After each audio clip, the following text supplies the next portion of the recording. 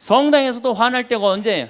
나는 성모에서 맨날 부엌에서 그냥 겉절이 김치 담그고 그냥 맨날 하는데 그냥 반찬 다 만들어갖고 내놓으면은 생전 성당에도 안 보이던 여자가 그냥 싹 여우같이 차려입고 와갖고 그거 딱 차려놓은 거 딱 들고 신부님 앞에 딱 가서 거기서 그냥 헤거리고 그거 주워 먹어본 거 보면은 이 식당에서 나는 그냥 완전히 그냥 식순이로 그냥 하다가 그냥 그거 보면 화 나요, 안 나요? 나죠? 내가 손해 본다고 생각할 때 화가 나는 거예요. 성당 공동체에서 제일 미치는 건 뭐냐면은 누군가 자기를 비난하고 다니고 있어. 근데 그 사람이 누군지를 모르겠어. 나를 두고 분명 욕을 하는데 그럴 때 화가 나요, 안 나요? 날 때 많죠. 열받는 분 계신가 보다. 제가 지난달에 뉴욕에 강의를 갔었어요. 퀸즈 성당이라는 데서 강의를 했는데 교우들이 진짜 많이 나왔어요. 정말로 꽉 찼어요. 강의를 하는데 정말로 반응이 아주 좋더라고요. 강의가 끝나고 이제 본당 신부님하고 사제관 올라가는데 따라오는데 이게 한국 사람이 안 따라오고 미국 여자가 따라오는 거예요. 미국 여자가 따라와갖고 그러는 거예요. 신부님, 자기가 신부님 강의를 한국말을 잘 못 알아들어서 잘 알아듣지는 못하지만은 너무 감동을 받았다고. 신부님은 정말로 하느님의 사람이라고. 나는 듣다 내 강의를 정말로 감동받다 못한 미국 여자까지 내 강의를 감동을 받는구나.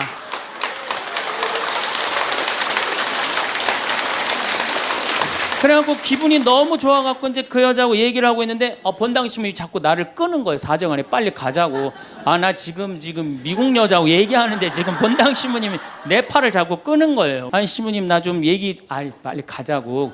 나를 본당 신부님이 가자고 그랬는데 어떻게 가자고 그랬더니 본당 신부님이 조금 지나가더니 신부님이 그러는 거예요. 신부님 저 여자 이거라고 이거.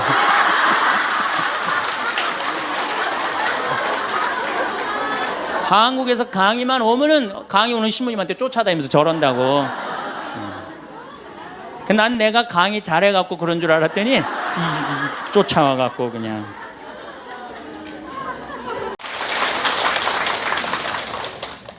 천미수님 반갑습니다. 오늘은 우리가 화나십니까? 라는 주제로 강의를 하도록 하겠습니다. 만약에 우리가 인생 살아가면서 이 화만 안 내도 우리 인생이 굉장히 평탄할 것 같아요. 근데 가끔 잘 참다가도 그냥 갑자기 한번 화가 나면은 막 모든 게 막 뒤죽박죽 되시지 않으세요? 저는 이 한국 사회를 보면은 화로 꽉 찬 것 같아. 며칠 전에 그 지하철 2호선에서 할머니 한 분이 손자 같은 그 딸을 손녀 같은 아이를 머리채를 막 힘도 얼마나 좋으신지 그냥 막 하는 모습을 보면서 정말 우리나라에 화가 꽉 차 있구나. 우리 인생을 살아가면서 분노를 억제하지 못하고 돌이킬 수 없는 잘못을 저지를 때가 참 많아요. 홧김에 어떨 때는 부모도 죽여요. 홧김에 남편도 죽이고 홧김에 아내도 죽이고. 그래서 이 화를 잘 다스린다는 게 굉장히 중요한 것 같아요. 그럼 여러분 언제 화가 나요? 화가 나는 건 언제 화가 나냐면 무시당할 때. 남편이 시댁 식구들 앞에서 아니면 성당 모임에서 우리 마누라는 할 줄 아는 게 아무것도 없다. 얼굴이 잘생겼나 음식을 잘하나 성격이 좋으나 마음에 드는 게 하나 없다고 정말로 남편이 구박하면은 정말로 속에서 부글부글 끓죠. 내가 누구한테 남편뿐만 아니라 다른 사람한테 내가 무시당할 때 우리는 화가 나요. 여기서 분노가 끌어올리죠. 또 남편들은 또 언제 화가 나요? 이 세상에서 아내한테 구박받을 처럼 화날 때가 없는 거예요. 당신 월급이 얼마냐? 우리 뭐 먹고 사냐? 누구 남편은 마누라 밍크코트 해줬대더라. 막 이러면은 남편도 막 홧김에 눈이 확 돌아가는 거죠. 여러분들도 남편 아내 말고 또 누구한테 화날 때, 누구한테 무시당할 때 화가 나느냐면은 자식한테 무시당할 때 화나는 거. 더욱이 기가 막힌 거는 5살, 6살짜리한테 무시당하면요 막 끌어올라요. 여러분들 5살, 6살짜리가 막 엄마 말 안 듣고 살살 거짓말 시키면은 화나요, 안 나요? 뻔히 이놈이 거짓말하는 거 아는데도 살살 거짓말 시키면은 엄마는 막 화가 나요. 그래갖고 엄마가 막 자백하라고 그러죠. 너 이게 거짓말 아니냐고. 그럼 애는 끝까지 감춰요. 그럼 엄마는 그거 감추는 게 화가 나갖고 애를 막 두들겨 패죠. 근데 사실은 여러분들 그 아이들한테 화나는 거는 애가 문제가 있어서 여러분들 마음 안에 화가 꽉 차 있어서 그래요. 아니 그 5살, 6살짜리가 거짓말하면 얼마나 하겠어요. 그리고 자기가 잘못하면은 거짓말하는 건 인간의 본능이에요. 여러분들 국회의원들 청문회 볼 때 보면 거짓말 해야 안 해요? 장관 후보자들 청문회 할 때 보면 거짓말 해야 안 해요? 아니 그렇게 대단한 자리에 올라간 사람도 거짓말 하는데 5살, 6살짜리가 거짓말한다고 그게 화가 나갖고 두들겨 패고 그러면 안 되죠. 그리고 뻔히 얘가 거짓말하는 거 알면서도 확인한다고 계속 자백해라, 진실을 말해라. 내가 보니까 거짓말하는 애가 나쁜 게 아니라 그렇게 몰아치는 엄마가 훨씬 나쁜 거예요. 그래갖고 마음 안에 뭐가 있느냐면은 너 한 번만 걸리기만 해봐라. 내가 가만히 두나 봐라. 그래갖고 한 번 걸리면은 한 번만 걸리기만 해봐라라고 95%의 엄마가 별론데요, 자식들한테. 그리고 걸리면은 두들겨 패는 엄마가 한 50%가 두들겨 팬대요. 어렸을 때 자식들한테. 이게 문제죠. 예. 또 누구 때문에 화가 나요, 여러분들? 죽지도 않는 시어머니 때문에 열받잖아요. 그냥 막 90, 100살이 됐는데도 그냥 안 죽고 그냥 건강하고 배고프다고 그러고 밥 내놓으라고 그러고. 또 우리 또 할머니들은 누구 때문에 화나요? 내 마음 몰라주는 며느리 때문에. 그러니까 사실은 화는 어디서 가장 많이 나느냐면 가정 안에서 가장 많이 나는 것 같아요. 다른 데보다는 가정 안에서 자식 때문에, 남편 때문에, 부모 때문에, 아니면 며느리 때문에 화가 나는 거죠. 화는 날 때 보면 작은 일로 시작해서 크게 터집니다. 되게 아무것도 아닌 일로 화를 내기 시작해서 나중에 크게 터져.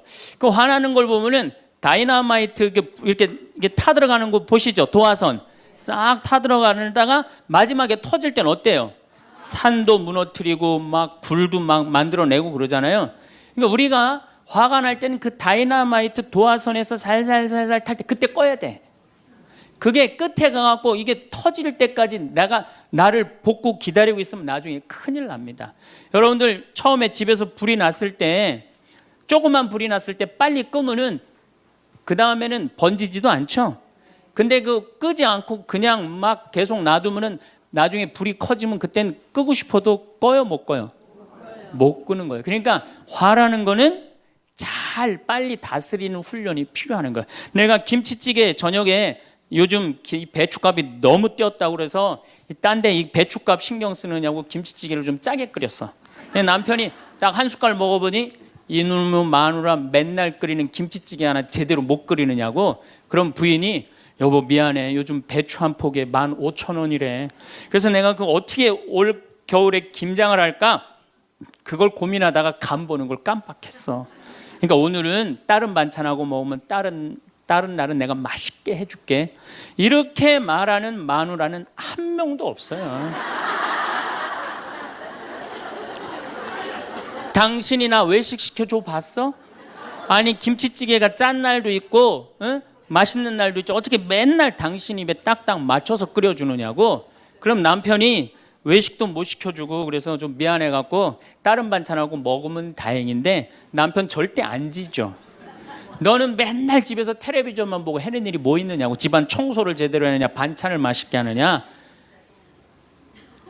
그러면은 부인이 당신이 나 옷 하나 제대로 안 사주고 그래서 나 텔레비전에서 그거 내 아이 쇼핑 하는 거다. 그럼 또 남편이 넌 시집 올 때 해갖고 온 게 뭐가 있는데. 이러면은 점점 김치찌개로 시작해서 부부 능력 시집 올 때까지, 그리고 이제 나중에는 이렇게 사느니 너 죽고 나 죽자. 그래갖고 여러분들 뉴스 보도를 보면요, 자세히 보면요, 이런 뉴스가 굉장히 많이 나요. 아파트 15층에 느닷없이 14층에서 불이 나요. 그래갖고 소방관들이 와서 불을 끄고 주위 사람들 증언을 들어보면은 밤새 고함 소리가 오고 가고 난 뒤 불길이 치솟았다. 그러니까 홧김에 이렇게 사느니 너 죽고 나 죽자. 그래서 이불 방 한가운데다 갖다 놓고 석유 뿌리고 그리고 불 지르는 게 방화의 14%래요. 홧김에 지르는 불이 14%래요. 그 다음에 이 화라는 단어를 보면 불화자야. 여러분들 화가 나면 막 불이 나는 거야 속에서. 예, 이거를 다스리지 못하고 이거를 끄지 못하면은 우리가 점점 크게. 근데 화는 내면 낼수록 문제가 해결될까요? 문제가 꼬일까요? 화는 내면 낼수록 문제가 꼬여요. 제가 20년 전에 제가 알던 분 시동생이야. 근데 이 양반이 굉장히 다혈질이었어요. 성탄절 전날 불법 유턴을 하다가 걸렸어요. 걸려갖고 정경이 딱 잡아갖고 불법 유턴했습니다. 벌점 15점에 벌금 7만 원입니다. 나는 안 했다. 내가 분명히 봤습니다. 이놈의 새끼 안 했다는데 왜 자꾸 그러느냐? 너 경찰서장이 누구냐? 누굽니다. 그래 마침 친구였나 봐요. 내 친구인데 너 가만히 안 놔두겠다고 귀싸대기를 때렸어요. 정경 귀싸대기를. 했더니 정경이 가만히 있어요. 공무집행방해로 철창에 집어넣어 버렸어요. 그래서 거기서 길길이 뛰다가 그 자리에서 뇌출혈로 죽었어요. 불법 유턴한 거 하나 때문에. 근데 우리는 그런 일들 참 많아. 옛날에도 이 공중전화 오래 한다고 그런 사건도 있었죠. 그냥 아무것도 아닌데 그냥 조금만 한 번만 내가 이 고개를 숙이면 되는데 인생 살아가면서 고개를 한 번만 숙이면은 문제가 해결될 때가 너무 많아요. 근데 그 한 번을 숙이는 게 우리가 안 될 때가 참 많아요. 가끔 잘 하다가도 어느 날 안 숙여지는 날이 있죠. 그거를 숙이는 것을 훈련이 된 사람이 성숙한 사람이에요. 그 사람이 정말로 어디다 내놔도 그 사람 문제 없이 살 사람이에요. 화날 때마다 그냥 막 집어 던지고 막 그러는 사람 주위에 친구 하나도 없어지죠. 또 우리가 언제 화가 나요? 식구 가운데 자기만 손해보고 희생한다고 생각할 때 화나요? 안 나요? 오빠는 대학 보내고 나는 고등학교밖에 안 보냈어. 그럼 부모님한테 막 화가 나요? 안 나요? 나죠? 성당에서도 화날 때가 언제예요? 나는 성모에서 맨날 부엌에서 그냥 겉절이 김치 담그고 그냥 맨날 하는데 그냥 반찬 다 만들어갖고 내놓으면은 생전 성당에도 안 보이던 여자가 그냥 싹 여우같이 차려입고 와갖고 그거 딱 차려놓은 거 딱 들고 신부님 앞에 딱 가서 거기서 그냥 헤거리고 그거 주워 먹어본 거 보면은 이 식당에서 나는 그냥 완전히 그냥 식순이로 그냥 하다가 그냥 그거 보면 화 나요? 안 나요? 나죠? 내가 손해 본다고 생각할 때 화가 나는 거예요. 성당 공동체에서 제일 미치는 건 뭐냐면은 누군가 자기를 비난하고 다니고 있어. 근데 그 사람이 누군지를 모르겠어. 나를 두고 분명히 욕을 하는데 그럴 때 화가 나요? 안 나요? 날 때 많죠. 열받는 분 계신가 보다. 내가 시집 가서 내 시동생 어버 키우고 대학 보내고 장가 보내고 시누이도 그렇게 시집 다 내보냈어. 그래갖고 정말로 똥구멍이 찢어지게 가난한 집에 이 집에 와갖고 정말 다 이렇게 하고 다 먹고 살 만큼 해놨어. 그런데 환갑이 됐어. 야, 내가 시집 와갖고 그렇게 잘해줬는데 내 환갑 때 다이아 반지를 해갖고 올 것이냐, 유럽 여행 티켓을 갖고 오실 것이냐 기다리고 있는데 시동생 시누이들이 딱 환갑 때 왔는데 10만 원 봉투에 딱 넣어갖고 왔어. 그거 보면 열 받아요, 열 안 받아요? 열 무지하게 받죠. 네. 내가 너희들하고 인간관계를 갖나 봐라. 그리고 인간관계 끊고 사는 사람들도 많아요. 해준 게 돌아오지 않을 때. 그렇죠? 내가 잘해줬는데 돌아오지 않을 때. 근데 우리는 살아가면서 여러분들 이제까지 은혜 받은 만큼 다른 사람한테 은혜 갚으셨어요? 저는 신부 되기까지 많은 신부님들, 많은 수녀님들, 많은 교우들이 저를 도와줬어요. 근데 신부 돼갖고 일일이 그분들한테 쫓아다니면서 다 감사했는가? 생각해보니까 다 하지 못했더라고요. 나도 다 감사하지 못했는데 내가 그 감사를 받지 못한다고 화낼 필요는 없지 않는가, 그런 생각이 들어요. 제가 신학교 다닐 때 우리 학장 신부님이, 돌아가신 배문환 신부님이 영성훈화 할 때 아주 이해하지 못하는 훈화를 꼭 하셨어요. 여러분들은 본당 신부가 돼갖고 교우의 40%만 지지를 받아도 여러분들은 성공하는 신부입니다. 근데 전 신학생 때 이해가 안 갔어요. 신학생 때 왜 이해가 안 갔느냐면은 내가 신학생 때 인기가 얼마나 좋았느냐면은 막 방학 때 가면은 주일학교 애들이 막 매달려 갖고 길을 못 갔어요. 지금이야 뭐 이상한 세상이 돼 갖고 그러지 못하지만은 25년 전만 해도 애들이 신학생들을 얼마나 매달리고 좋아했어요. 초등학교 애들이. 중고등학교 애들은 내가 방학 끝나고 신학교 돌아가면은 애인 군대 보내는 것처럼 그렇게 섭섭하고 편지 보낸다고 그러고 학사님 보고 싶다고 그러고 본당에서 아줌마들은 나보면 죽어 좋아서. 그런데 신부가 돼갖고 교우의 40%가 나를 지지해 주지 않는다? 신학생 때도 인기가 이 정도라면 본당 신부 돼갖고 인기가 더 높을 거 아니에요. 그래서 신학교 그 영성 문화를 이해를 못했어요. 근데 막상 제가 신부가 되고 보니 교우의 40% 지지받는 거는요 하늘의 별 따기보다도 어렵더라고요. 왜냐하면은 우리나라 지금 통계적으로 미사 참여율이 25% 나와요. 그러니까 정말로 그 신부님이 지지받는 신부님이다. 제대로 40% 지지받는 신부님이다. 그러면은 교우의 40% 미사 참여율 나와야 될 거 아니에요. 그러니까 교우가 1000명이라면 400명은 나와야 될 거 아니에요. 2000명이라면 800명이라면 나와야 되는데 2000명 중에 800명 나오는 본당은 없어요. 2000명이라면 한 500명 정도, 600명 정도 나와요. 많이 나와요. 우리나라 평균적으로. 그러니까 40% 지지받는다는 게 어려워. 예수님은 나 환자 10명 고쳐줬는데 몇 명 돌아왔죠? 1명 돌아왔어요. 그러니까 여러분들 주위에 있는 사람들 10명한테 잘해줬어.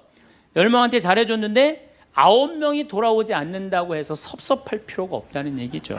그 1명이라도 돌아오면은 다행인 거예요. 그러니까 모든 사람들한테 인정받는 일이 쉬운 일이 아니다. 많은 사람들 화나는 경우가 어떤 경우가 여러분들 화가 많으냐면 자기가 완전한 사람이라고 생각할 때, 자기 판단이 옳다고 생각할 때, 그걸 옳다고 믿을 때 화가 나요. 많은 분들이 어떤 경우가 있느냐면은 내가 관상 좀 볼 줄 아는데 그 사람 틀렸어. 아니면 내가 관상 좀 볼 줄 아는데 그 사람 진짜 괜찮은 사람이야. 이 중에 관상 못 보는 사람 어디 있어? 50년, 60년 살으면은 딱 보면 다 알지. 그렇죠? 그런데 그게 맞는 경우도 있고 틀리는 경우도 참 많아요. 근데 우리는 어떤 착각을 갖고 있냐면 내가 적어도 판단하는 건 맞다고 생각해요. 다 여기 저를 포함해서 여러분들 모두가 그런 생각을 해요. 근데 그게 허물어졌을 때 화가 나는 거예요. 그게 허물어졌을 때. 제가 지난달에 뉴욕에 강의를 갔었어요. 퀸즈 성당이라는 데서 강의를 했는데 교우들이 진짜 많이 나왔어요. 정말로 꽉 찼어요. 강의를 하는데 정말로 반응이 아주 좋더라고요. 강의가 끝나고 이제 본당 신부님하고 사제관을 올라가는데 따라오는데 이게 한국 사람이 안 따라오고 미국 여자가 따라오는 거예요. 미국 여자가 따라와갖고 그러는 거예요. 신부님, 자기가 신부님 강의를 한국말을 잘 못 알아들어서 잘 알아듣지는 못하지만은 너무 감동을 받았다고. 신부님은 정말로 하느님의 사람이라고. 나는 듣다 내 강의를 정말로 감동받다 못한 미국 여자까지 내 강의를 감동을 받는구나.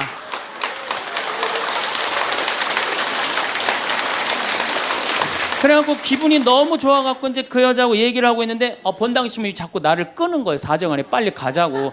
나 지금 미국 여자하고 얘기하는데 지금 본당 신부님이 내 팔을 자꾸 끄는 거예요. 아니 신부님 나 좀 빨리 가자고. 나를 본당 신부님이 가자고 그랬는데 어떻게 가자고 그랬더니 본당 신부님이 조금 지나가더니 신부님이 그러는 거예요. 신부님 저 여자 이거라고 이거.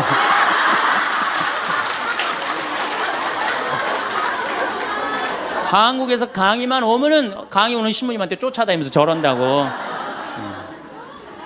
난 내가 강의 잘해갖고 그런 줄 알았더니 쫓아와갖고 그냥. 내가 성당 봉사한다고 해서 모두가 나를 알아봐 줄 거라고 착각해서는 안 됩니다. 성당에서 열심히 봉사하는 우리 형제 자매님들 가운데 요셉 형제 없으면 우리 성당 쓰러져.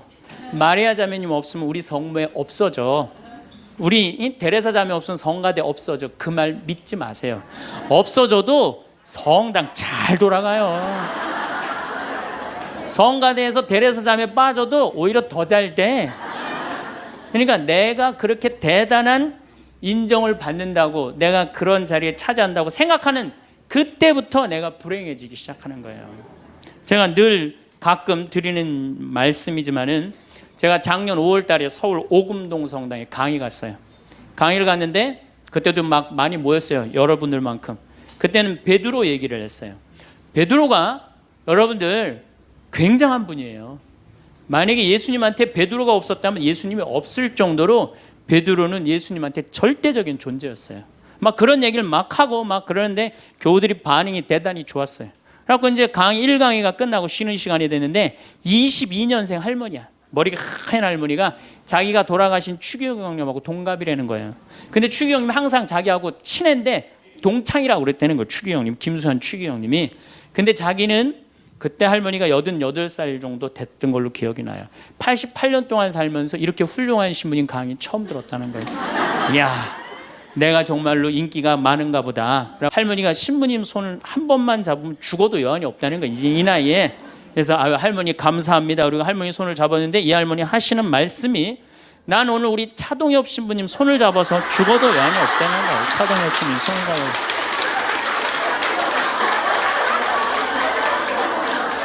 그래서 제가 그랬죠. 할머니, 저는 차동엽 신부가 아닙니다. 저는 황창현 신부입니다. 그렇게 분명히 말씀을 드렸는데 이 할머니는 황창현이라는 사람을 알지도 못하는 거예요. 그래갖고 또 뭐 상담하고 싶다는 분들이 있어서 상담을 쭉 하고 있는데 저쪽에 있는 할머니가 안 가고 기다리고 계시더라고요. 사람들이 다 떠나는데 할머니가 또 오셨어요. 이 유명한 신부님 손 한번, 우리 차동엽 신부님 손 한번 더 잡아보자고.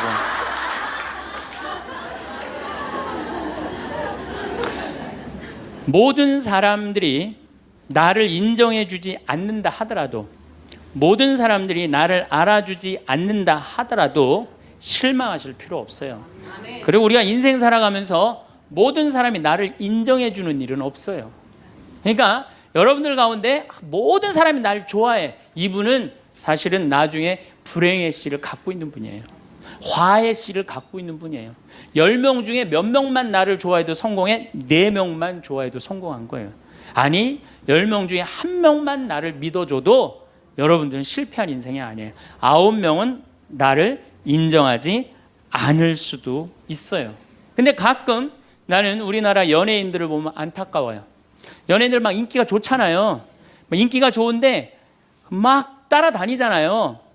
막 따라다니는데 그 연예인들 따라다니는 사람들을 보면은 많이 따라다녀 500명, 1000명이야. 그러면은 국민의 5천만 명의 국민 중에 1000명 따라다니는데 그 1000명 속에서 자기가 인기가 완전히 있는 줄 아는 거예요. 완전히 그 1000명 속에서 파묻혀갖고 4999만 9천명은 그 사람이 누군지도 모를 수 있어요. 그렇지 않아요? 여러분들 요즘 연예인들 막 때로 나와갖고 뛰어다니고 막 춤추는 거 보면 구분돼요, 안 돼요?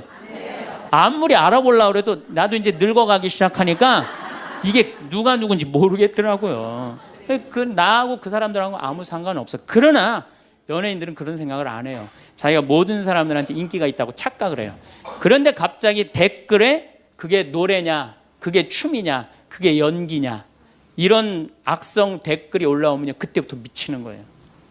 그래갖고 그 악성 댓글을 올려봤자 내가 보기에는 정신 나간 사람이 올리거나 아니면은 자기 마음에 안 드는 사람 올리는데 많이 올려야 50명, 100명도 안 올릴 거예요.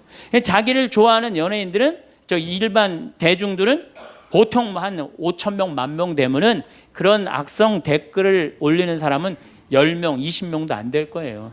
근데 그거에 스트레스를 받아갖고 목매갖고 자살하는 연예인들이 참 많아요. 그럴 필요 없다는 거예요. 그러니까 우리가 살아가면서 여러분들도 여러분들한테 막 나쁜 소리를 하는 사람은 한둘이야. 근데 그 한둘도 내가 보기엔 제정신 가진 사람은 아니다. 그러니까 모든 사람들한테 내가 인정받지 못한다고 그래서 화낼 필요는 없다. 제가 17년 전, 벌써 18년 전이네요. 철산성당이라는 경기도 광명 보좌 신부를 했어요. 보좌 신부를 했는데 거긴 교우가 14,000명이야. 14,000명. 예비자 교리반을 딱 맡았는데 100명이 딱 있는 거예요. 새로 신부는 됐지. 그냥 교리 교환을 신학교 때 얼마나 공부를 열심히 하고 준비를 열심히 했어요. 100명이 있으니까 기분이 너무 좋더라고요. 그래서 그냥 교리를 그냥 얼마나 열심히 했는지 몰라요. 근데 한 달이 지났는데 늘어나도 전찬을 판국에 아니 이게 줄어들기 시작하는 거예요. 90명으로 줄어드는 거예요. 2달이 지났는데 80명으로 줄어드는 거예요. 3달이 지났는데 진짜 딱 반토막이 나더라고. 50명으로.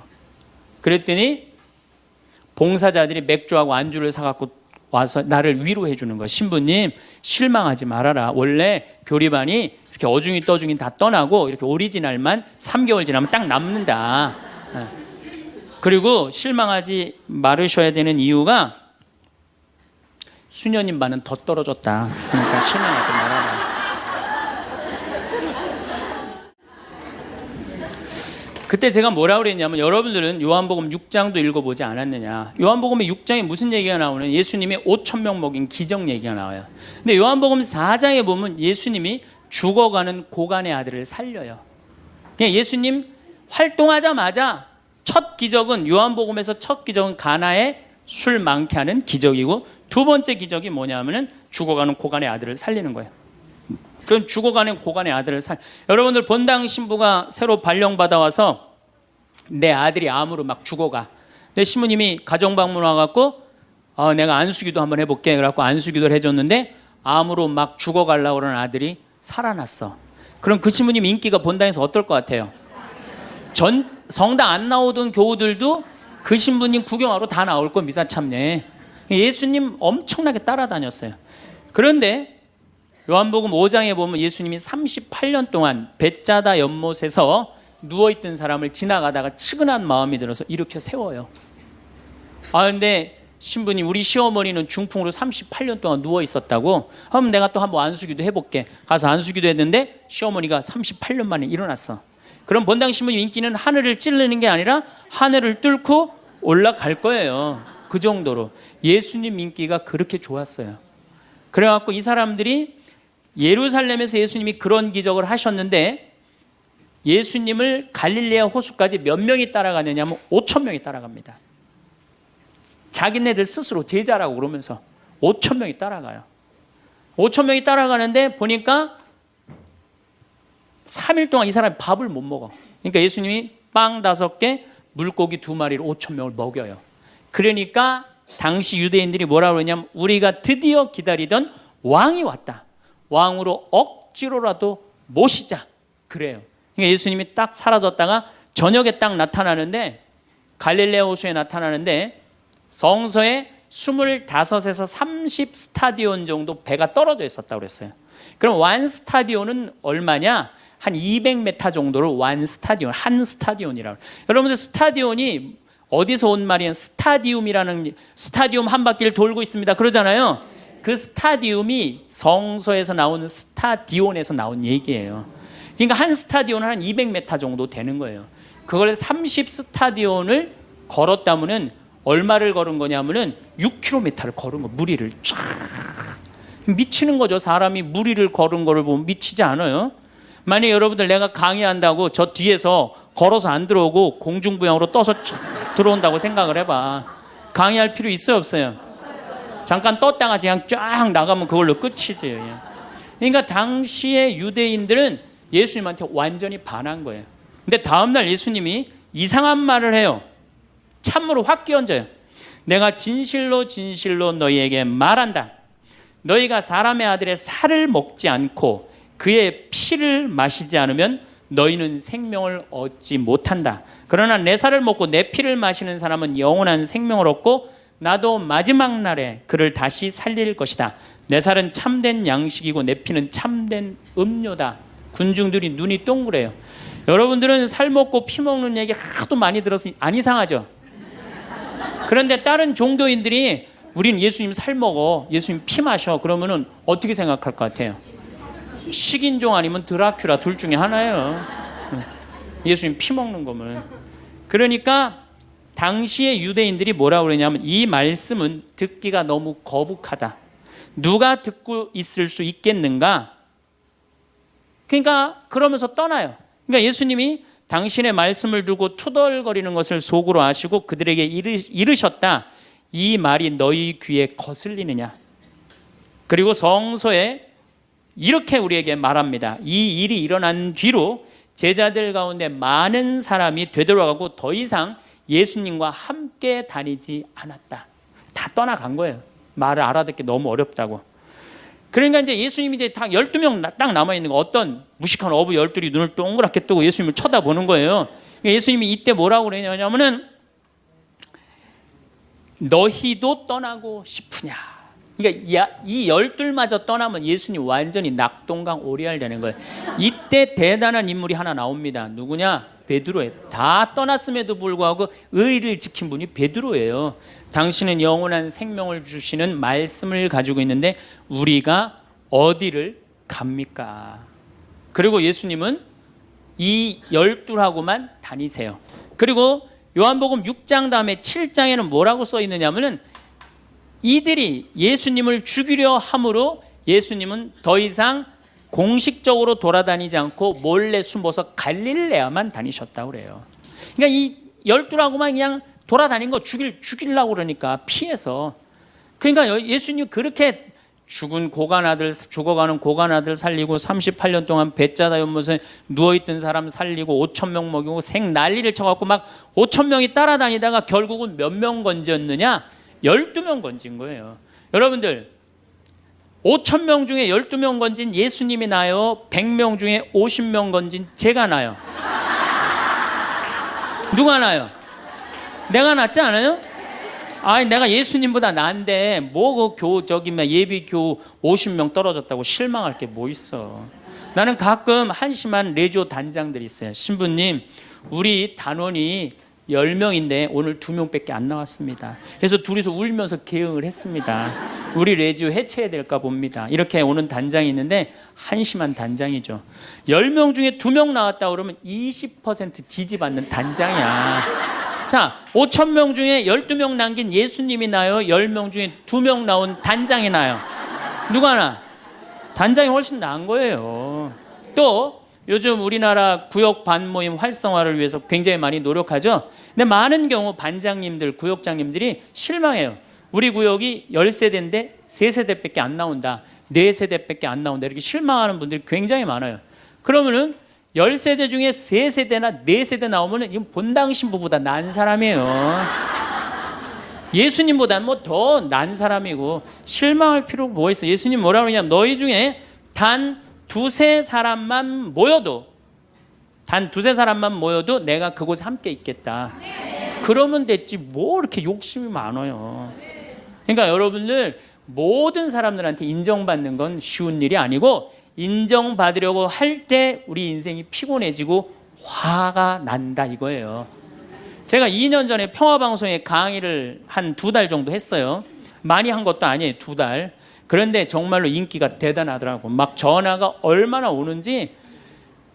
특히 천주교 교우들은 의외로 전화를 안 하더라고. 개신교 성도들이 얼마나 전화를 많이 하는지 몰라요. 신부님 너무너무 설교 좋다고. 네. 천주교 교우들은 왜 전화 안 하냐면은 천주교 교우들은 원래 입이 무겁잖아요.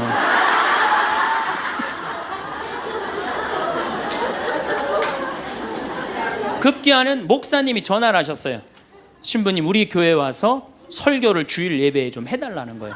그래서 제가 주일 예배에 가서 설교를 했어요. 그때 이번에는 천안에서 스님이 전화를 하셨어요. 우리 절에 와서 설법을 해달라고. 더욱이 나는 그 주지 스님을 아직도 잊지 못하는데 참 좋으세요. 겸손하시고. 그래서 상좌에 앉혀서 제가 설법도 주일날 했어요.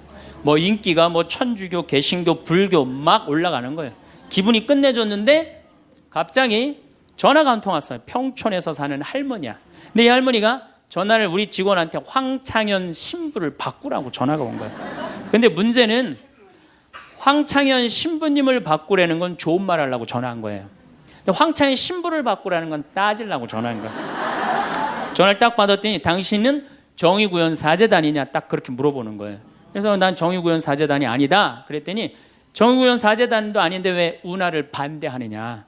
우리나라 경제가 살려면 운하를 해야 된다. 젊은 신부가 경제도 모르고 사회도 모르고 정치도 모르는 신부가 방송에 나와서 운하가 안 된다고 1시간 동안 떠들면 되겠느냐. 그리고 당시 수원교구 주보에다가 운하 안 된다고 한 달을 주보에다 써내는데 그 60만 명 70만 명이 있는 주보에다 그런 글을 쓰면 되느냐. 그리고 당신 앞에 행복론 강의도 하나도 재미없었다. 나와서 방송 나와서 강의하지 말아라. 그리고 전화를 탁 끊는 거예요. 제가 기분이 좋았겠어 나빴겠어요? 기분은 나빴지만 그 할머니 때문에 화를 주체하지 못해서 내가 목을 매갖고 자살을 해야 되겠다 이 생각은 안 했어요. 생각이 다 틀린 거예요. 생각이 틀리고 상황이 다 틀린 거예요. 내 강의를 듣는 사람이 10,000명이라면 10,000명 중에 5,000명은 나하고 생각이 같을 수 있어요. 근데 5,000명은 나하고 틀릴 수 있어요. 5,000명이 틀리다고 그 5,000명 때문에 화낼 필요는 없다. 아, 나하고 틀릴 수도 있구나. 이렇게 생각하면 마음이 편안하거든요. 근데 그런 것 때문에 뭐 화를 내고 열낼 일이 뭐가 있어요. 또 한 번은 내가 노인에 대한 강의를 했어요. 우리 이제 안 죽는다. 우리 이제 100살까지 산다. 110살까지 산다. 그러니까 자식들한테 재산 물려주지 말고 다 여러분 위해 쓰다가 죽어라. 그리고 통장에 얼마만 남기면 되냐? 500만 원만 남겨라. 500만 원만. 그렇게 마음껏 쓰다가 죽을 때는 돌아다니다 지치면은 그냥 죽을 땐 꼴까닥 죽어라. 네, 이렇게 강의를 했더니 아, 정말로 할머니들이 이번에는 전화를 무지하게 하는 거예요. 너무너무 내 노년을 확실히 알려줘서 고맙다고. 이번엔 순천에 있는 할아버지가 전화를 하셔서 신부님, 저는 70 먹은 노인인데 침례 교회를 다닙니다. 근데 신부님 강론을 듣고 가슴이 뻥 뚫렸다는 거예요. 아, 내가 남은 인생 30년이나 남았는데 어떻게 살아야 되는지 너무너무 잘 들었다고. 근데 신부님이 다음 주에 이제 돈 다 쓰다가 꼴까닥 죽는 방법을 알려준다고 그랬는데 그 주간에 당신이 어딜 가갖고 못 들었대, 내 강의를. 그래갖고 꼴까닥 죽는 방법을 알려달라고 전화를 했더라. 이야, 정말로 이 순천의 할아버지도 나한테 전화를 기분이 너무너무 좋더라고요. 근데 하느님은 참 짓궂게도 그 전화 끊자마자 이번에는 저 부산에서 전화가 왔어요. 황창현 신부를 바꾸라고. 전화를 딱 받았더니 당신이 황창현 신부냐고. 내가 황창현 신부라.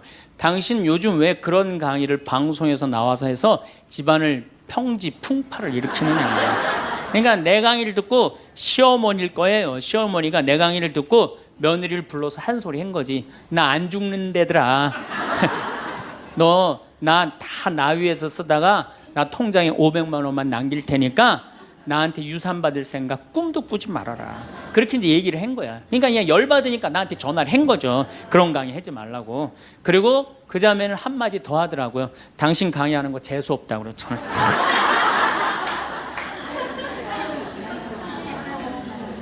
내가 그 전화를 받고 기분이 좋았겠어요? 나빴겠어요? 기분은 나빴지만 내가 화가 나고 내 감정을 주체할 정도는 아니었어요. 왜? 상황이 틀리니까. 얼마든지 내가 공격받을 수 있는 얘기를 한 거니까. 그런 다른 의견이 있을 수 있는 거예요. 그걸 일일이 다 대응하려고 그러면요, 나중에 내가 어떻게 될 것 같아요? 미쳐요. 미쳐요. 여러분들, 요즘 나는 가끔 텔레비전 보면서 총리들도, 대통령도 막 신발 막 던지고 막 계란 막 던지고 그러잖아요. 대통령한테도.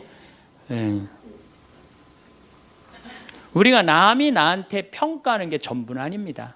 자기 소신, 자기 확신, 자기 멋이 있으면은요, 누가 뭐라 그래도 별로 거기에 흔들리지 않아요.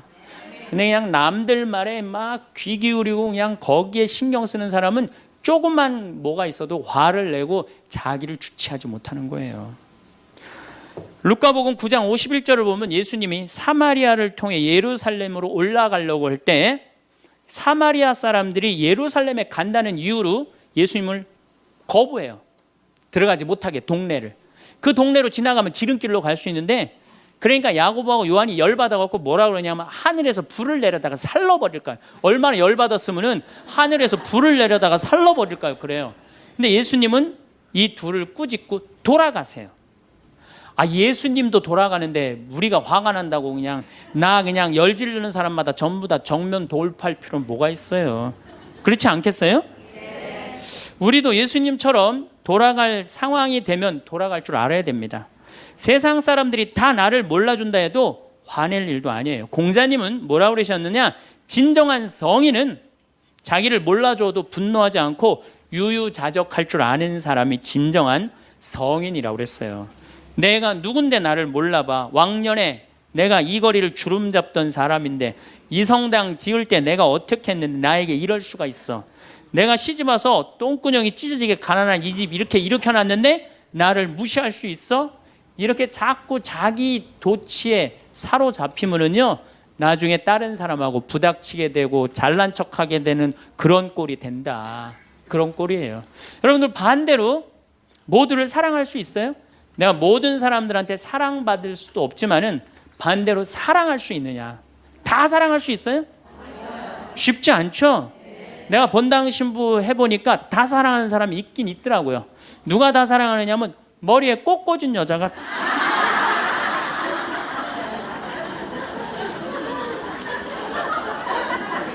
이게 모두를 사랑한다는 게 쉬운 게 아니에요. 근데 우리는 뭐에 지금 세뇌가 되어 있느냐면 성당에 나오면 어떻게 해야 된다고 생각해요? 모두를 사랑해야 된다고 생각하지 않아요? 나를 괴롭히는 사람, 나를 미워하는 사람, 나한테 힘들게 하는 사람 다 사랑해야 된다고 생각해요? 그렇게 생각하잖아요. 그리고 은연중에 그런 교육을 받았어요. 은연중에. 근데 성서에 모두를 사랑하라는 구절은 없어요. 서로 사랑하라고 그랬지 모두를 사랑하라고 하는 구절은 없어요.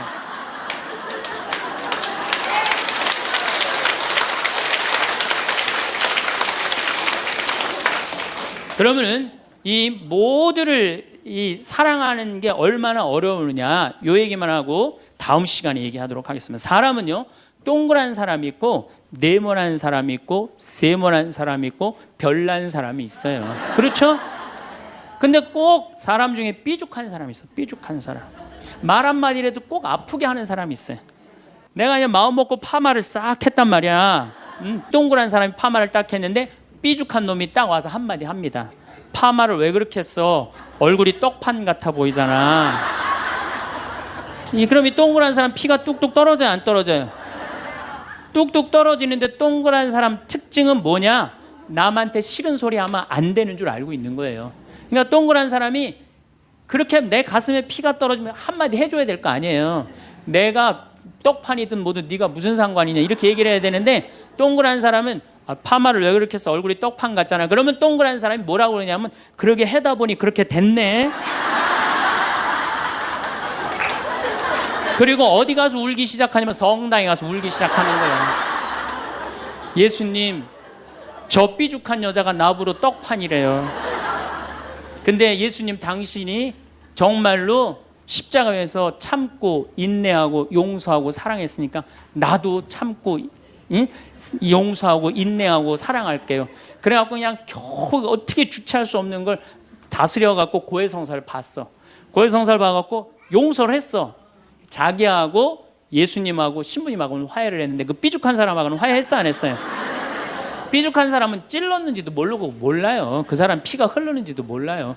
그런데 더 동그란 사람이 미치는 건 뭐냐면 그렇게 찔러놓고 딴 데 가고 막 헤헤거리고 또 수다 떨면은 동그란 사람이 속으로 무슨 생각이 들어요? 넌 웃음이 나오니? 난 지금 피가 뚝뚝 흐르는데. 가을이 돼갖고 그냥 마음 먹고 성당을 나왔는데 삐죽한 놈이 동그란 사람한테 한마디 또 합니다. 아니 요즘 남편이 돈 못 벌어? 옷을 왜 이렇게 후줄구리하게 입고 다녀? 그러면 또 피가 뚝뚝 떨어지는 거야. 이 동그란 사람 여러분들 삐죽한 사람 만나야 돼? 만나지 말아야 돼? 만나면 안 돼요. 이 삐죽한 놈 누구 소개시켜줘야 되냐면 별난 놈 소개시켜줘. 별난 놈.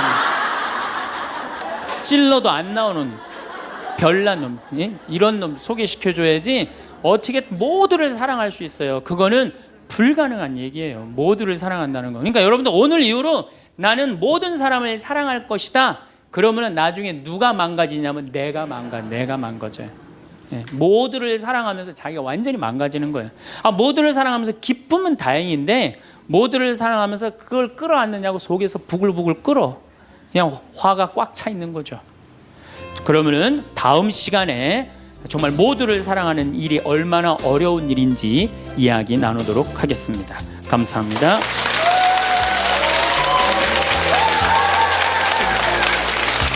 오늘의 강연 어떠셨나요?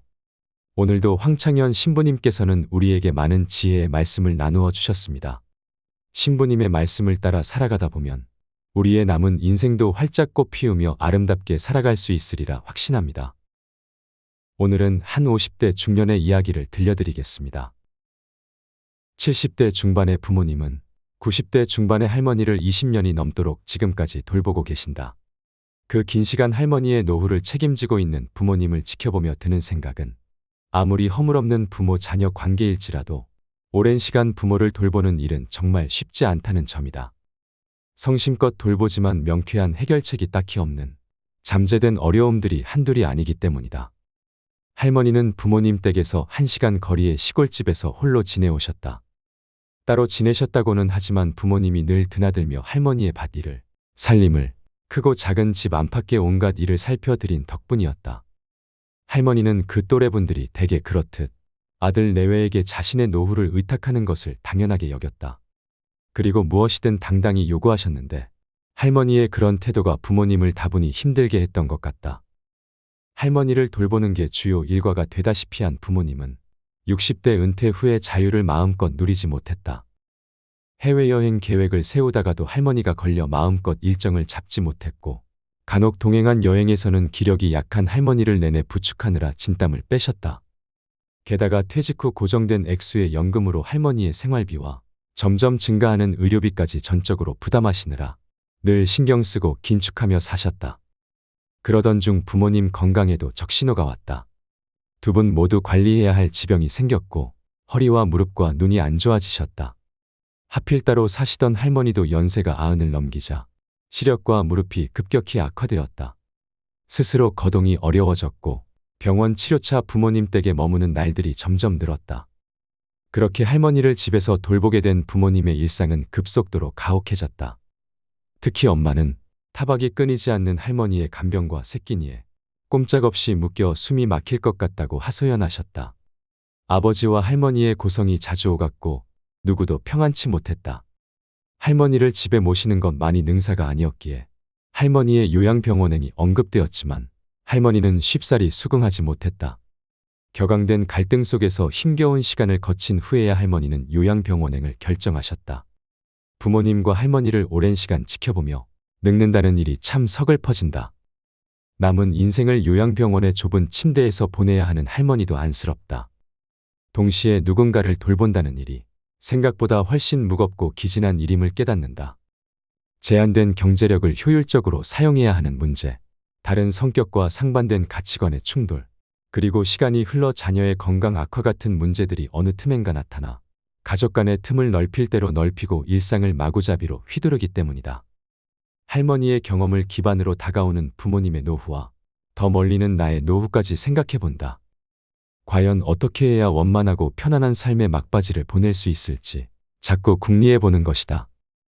중요한 것은 부모가 자녀에게 경제력과 심리적으로 그리고 일상생활까지 전적으로 의존하는 노후는 부모나 자녀 모두에게 불만족스럽다는 점이다. 그래서 그런지 부모님은 이미 모든 면에서 자녀에게 의지하지 않는 자립적 일상을 단단하게 꾸려가고 있다. 아마도 당신들이 지던 같은 짐을 물려주지 않겠다는 단호한 결심이 배어있는 게 아닐까 싶다. 나의 노후도 이런 자립적 일상일 것이다. 그런데 누군가의 돌봄을 받아야만 할 때가 기어코 오고야 만다면 글쎄, 요양시설에 가는 것만이 꼭 유일한 방법일지 고민이 된다. 마침 이 궁리에 도움이 되는 영화를 소개받았다. 2015년 파스칼 포자도 감독의 마지막 레슨이라는 프랑스 영화다. 스스로 일상을 꾸려가던 92세의 노모 마디는 어느 날 운전이 두렵게 되고 잠자리에서 자신도 모르게 소변을 보며 절망에 빠진다. 변기에서 일어나다가 허리를 삐끗하여 그만 바닥에 쓰러지고 만다. 딸과 아들은 쓰러진 노모를 발견하고 병원으로 모시고는 이제 요양원에 가시라. 자기 집으로 모신다 수선을 떤다. 하지만 마디는 의료시설에서 기저귀를 차고 몸에 여기저기에 튜브를 단 채 환자로 연명하는 삶을 거부한다. 마지막 하루를 살아도 자신의 집에서 평화롭게 존엄을 지키다 자발적 죽음을 막겠다고 한다. 노모의 이런 뜻을 헤아리려고 애쓰는 딸과 달리 아들은 격정적으로 화를 내며 소리친다. 늙으면 다 그런 거라고요. 다시 아이가 되는 거예요. 그 따위 자존심은 버리고 그냥 받아들여요. 아들의 말도 일리가 있지만 나는 노모의 결심에 적극 공감하고 동의한다. 자신이 언제, 어디에서, 어떻게 마지막을 맞을지 결정할 수 있는 권리. 너무나 매력적이지 않은가? 사실 현실에서도 이미 가능한 방법이다. 스위스나 호주의 몇 개 주, 벨기에, 네덜란드, 미국의 몇 개 주에서는 이미 자발적 조력사 제도가 있다. 의사의 판정 아래 약물이나 주사로 고통 없이 생을 마감하는 것이다. 이는 자살과는 분명히 다르다. 무엇보다 합법적이고 온 가족의 사전 동의와 입회 아래 공개적으로 시행되기 때문이다. 우리나라에도 비슷하지만 좀 다른 사전연명의료 의향서라는 게 있다. 본인이 회복이나 치료가 불가능한 질병에 걸려 의식을 잃었을 때 생명을 연장하기 위한 치료를 받지 않겠다는 서약서이다. 죽음에 대한 사회적 논의가 진전된 것으로 보여 반갑지만 자발적 조력사 제도까지는 아직도 갈 길이 멀어 보인다. 어떤 상황에서든 자립적이고 주체적인 노인으로 살고 싶다. 늙은 나로 인해 누군가의 삶이 숨막히지 않았으면 좋겠다. 수명이 길어진 시대가 누구에게나 짐이 아닌 축복이었으면 좋겠다. 나이 들어 그것이 자식이라면 더욱이 짐이 되고 싶은 분들은 안 계실 텐데요. 삶의 마지막 순간까지 내 손으로 밥해 먹고 내 발로 걸어다니다가 잠자듯 떠나고 싶은 것이 모두의 소망일 것입니다. 오래 사는 것이 축복이 되도록 지금부터 우리는 무엇을 준비해야 할지 각자가 잘 생각해 보셨으면 좋겠습니다. 오늘 내용이 도움이 되셨다면 소중한 주위 분들께 공유 부탁드립니다. 구독과 좋아요는 제작에 큰 힘이 됩니다. 오늘 하루도 행복하세요. 감사합니다.